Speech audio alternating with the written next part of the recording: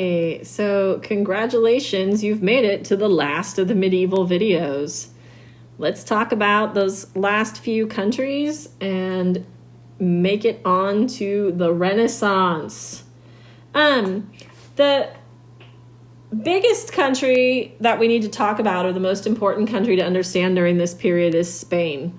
If you look at the map on the left side, you will see the green getting smaller and smaller as it pushes towards the bottom of Spain.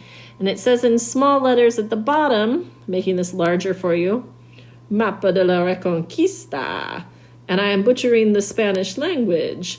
But the Reconquista, or reconquest of Spain, is when Spain becomes no longer an Islamic country with a vibrant Jewish population as well as Catholic communities.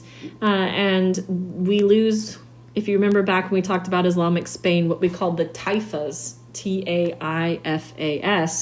And instead it becomes a Catholic country, with the Inquisition expelling anyone with unusual Catholic beliefs, Jewish beliefs, or Muslim beliefs. The people who finished this process, which had started way early on in the Middle Ages, are Ferdinand and Isabella. And you can see a portrait of them in the top corner and in the bottom corner. Ferdinand and Isabella complete the Reconquista, make Spain a Catholic country, entirely in the year 1492. They're going to celebrate by sending Columbus out. And among other things. But when they marry, they're actually in charge of two separate Spanish kingdoms. If you look at the map of Spain on the right side of the PowerPoint, you'll see the area called Castile. This was Isabella's kingdom. And then the smaller brown area called Aragon was Ferdinand's area. And these two areas of Spain united when the pair married. They had sort of his and hers kingdoms. And those kingdoms were going to become one big Spain when their babies took over. Now, they planned to have lots of sons, and instead, they just had one. His name was Juan, and he died when he was about 20. Didn't work so well. Instead, they end up having one of their daughters inherit. The oldest daughter to survive was the woman whose portrait you see under the word single in the center there. And her name was Juana la Loca. If your Spanish is worse than mine, I can tell you that means Juana the Crazy. She was crazy because she was famously obsessively jealous of her husband, Philip the Handsome, heir to the Holy Roman Emperor, and Duke of Burgundy. She would go through periods where she stopped bathing, stopped eating, and stopped speaking when he had affairs with other women. It sounds kind of like an Amazing Country song, but this was considered unusual behavior for the late Middle Ages. When Isabella, her mother, died, and her brother was already dead, Juana became the heir with her husband to Spain. They traveled out to see what would be their new kingdom with their children.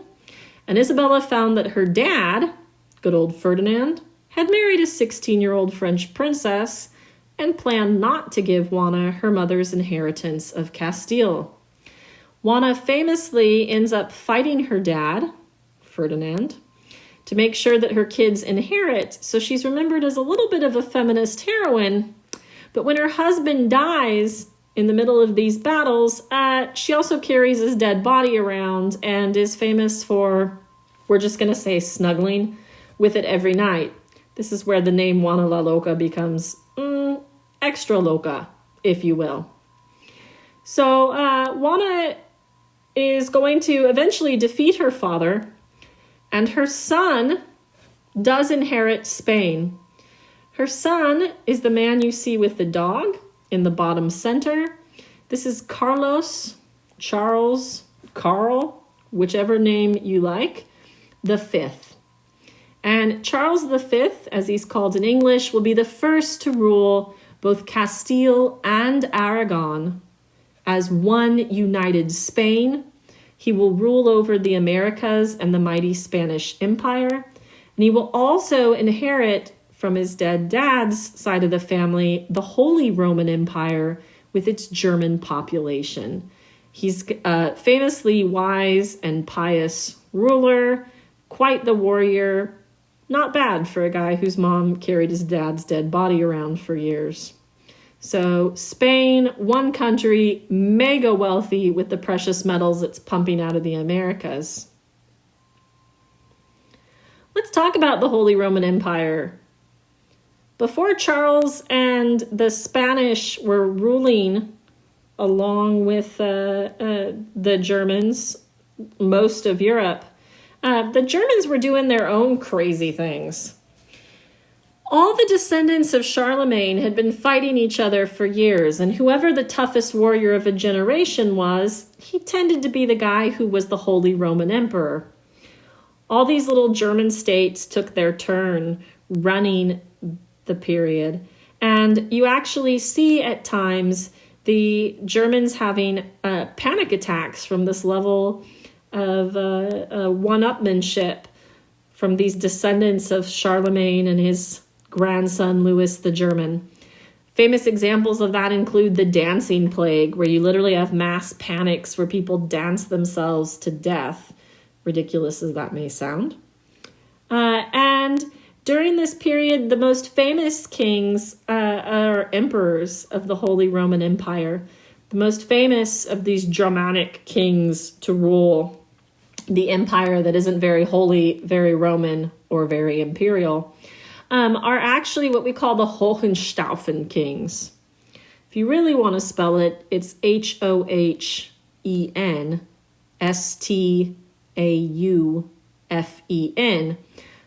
If you don't want to spell it, dude, I get it. I'm not sure how I made it through elementary school with a last name like mine. What I can tell you is these guys were famous for their incredible battlefield prowess. Frederick Barbarossa, the most important of the Hohenstaufen kings in the late 12th century, went on crusade twice, defeated people in Italy, Bohemia, Poland, Burgundy, Hungary, Denmark, and his own territory. He's the one who launched live captives, via catapult at the Pope when he was pissed with some Lombards. He actually dies in old age, swimming alongside his horse in full armor on another crusade. Naturally. Eventually, the Holy Roman Empire is going to decide that letting Germanic princes duke it out is no way to run a reasonable country. You don't always have someone as cool as Frederick Barbarossa to seize power.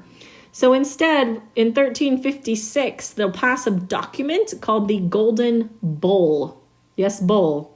Stands for bullion on the seal, but sounds like a male cow.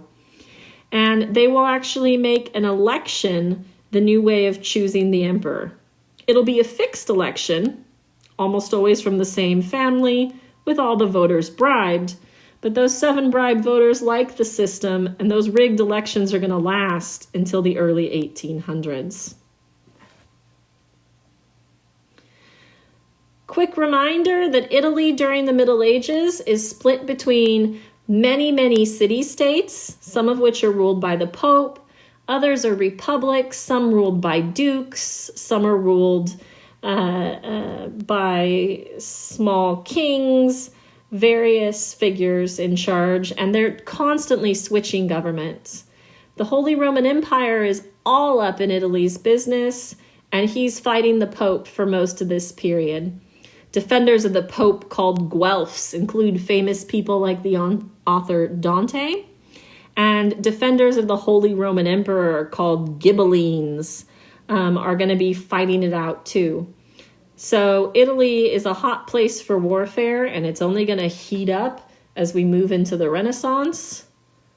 Last but not least, the Ottoman Empire is going to be expanding into southeastern Europe. So it's going to be moving into Greece and Macedonia and Hungary and Romania and Bulgaria, parts of Russia and Poland.